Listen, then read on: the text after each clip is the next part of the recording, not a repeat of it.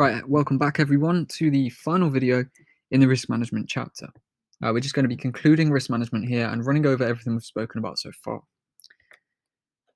So there are multiple aspects of risk management that we've spoken about. We've spoken about risk-reward ratios, which are the core of our strategy. Okay, this is the process of risking $1 to make $2, $3, $4 or more.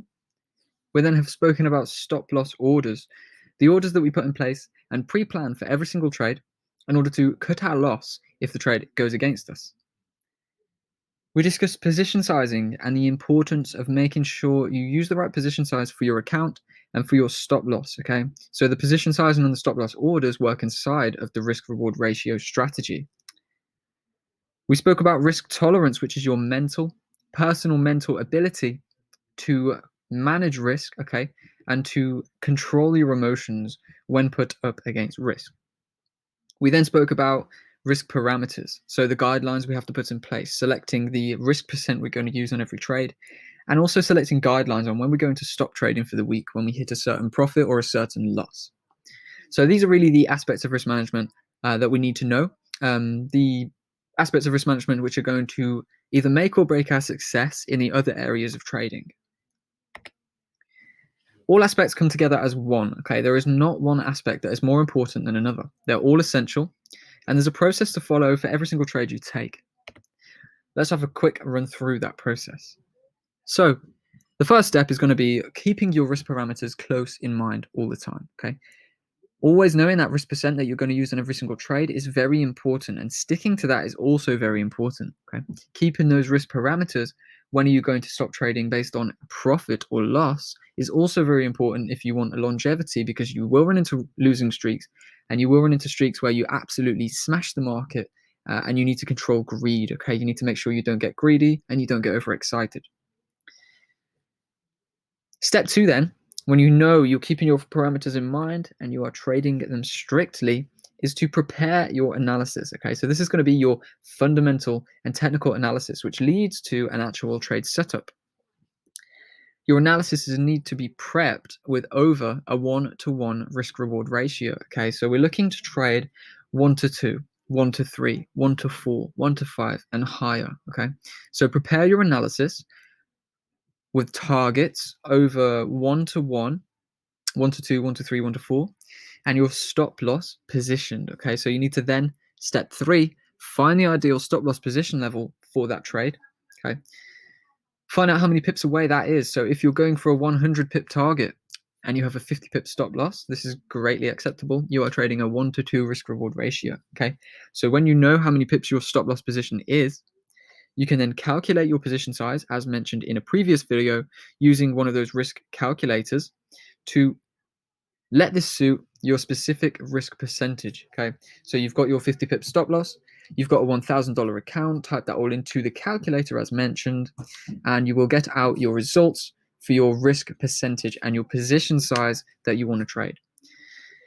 So when you've got your position size calculated, your stop loss pre-planned, and a over 1-to-1 risk reward trade prepared, you can then activate your trade using that right position size, using that right risk percentage, and let that thing ride out and profit from it when it wins, or maintain and control the loss if it loses. That is essentially the whole risk management process. So it's not complicated. It doesn't sound complicated, and that's because it's not, okay? The hardest part of risk management, like most things in trading, is controlling your mind.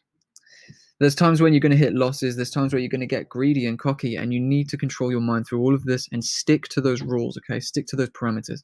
If you lose 2 or 3 trades in a row, stick with it, okay? Of course, follow your parameters. If that means you have to pause for the rest of the day or the rest of the week, then do so.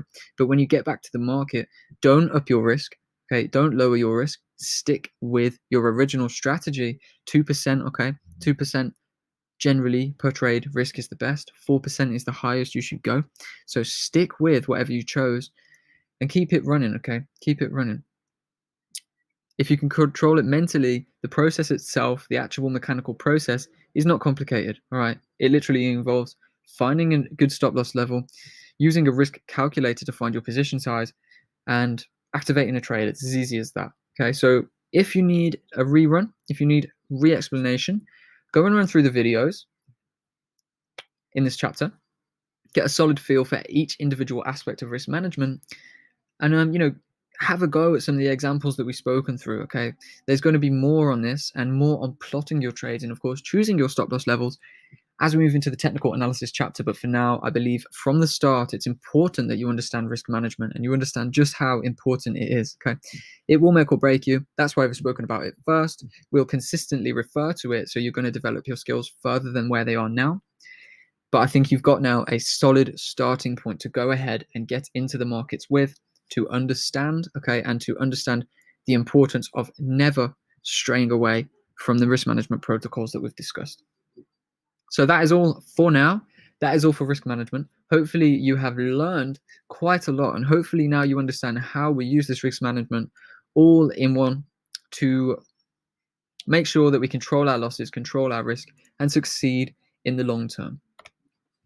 We are now going to begin diving into the analysis sections of the course, starting with fundamentals.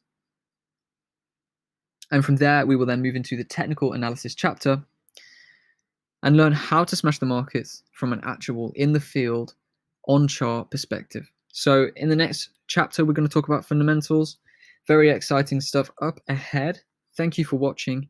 Hopefully you're enjoying the course so far, and I'll see you in the next video when we begin talking about fundamental analysis.